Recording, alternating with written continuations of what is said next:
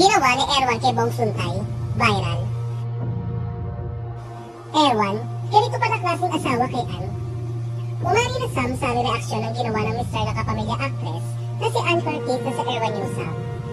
Kasunod na naging malaswang pahayag ng mababatas na si Bong Suntay tungkol sa actress. Lingid sa kaalaman na marami, kakabalik lamang sa Pilipinas ang pamilya ni Ann. Kasama ang kanilang anak na si Dalia, matapos silang may stranded sa Middle East dahil sa lumalalang gulo roon.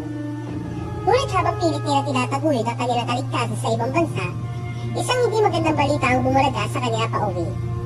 Nadamay ang pangalan ni Ann Curtis sa isang House Committee hearing noong Marso 3, kung saan gumamit si Representative Bong Suntay na isang malisosyong alaholiya sa gitna ng impeachment proceedings laban kay Vice President Sara Duterte. Binanggit na mababatas ang pangalan ni Ann sa isang paraan na itinuturing ng marami na pamabastos at pag-objectify sa babae. Hanggang nitong Sabado, March 7, tuluyan ang binasag ni Ann ang kanyang katahimikan sa pamamagitan ng isang mahabang post sa social media. Ipinaliwanag niya na inuna muna niya ang kaligtasan ng kanyang pamilya bago sagutin ang issue.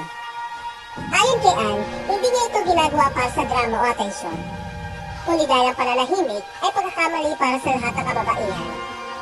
Taasan na kinundina ang bulgar at bastos sa paggamit ni Suntay sa kanyang pangalan ng walang respeto. Aminado si Ann na labis siya nabigla, nasaktan at nagalit dahil sa kalasuan ng pahayag ni Suntay. Pero hindi umay na tinanggap ang non-apology ni Suntay, na nagpaliwanag lang na hindi ng intensyon na mambastos. Ayon kay Ann, ang misogyny o pamabastos sa babae na binalot na joke ay pamabastos pa rin.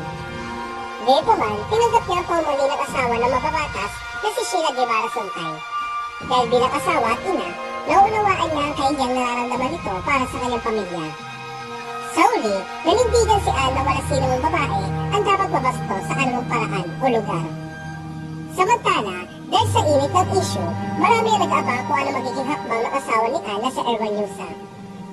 Kilala si Erwan bilang isang pribadong tao at isang sikat na content creator. Ngunit hindi siya nanahimik sa pagkakataon nito. Bilang suporta, inirepost ni Erwan ang buong statement ni Ann sa kanyang Instagram stories. Bagamat maikli ang naging aksyon, naging viral ito dahil ipinakita nito na sinusuportahan niya si Ann at inaayaan niya manindigan si Ann. Alam ng publiko na sa kabila ng pagiging abala ni Ann sa showbiz, labis ang respeto ni Ann sa craft ng kanyang asawa. Isa si Erwan sa mga hinahangaan dahil hindi niya nililimataan si Ann. Inaayaan niya itong gawin ng mahal nito at ito ay pag-arte, post at pag-perform.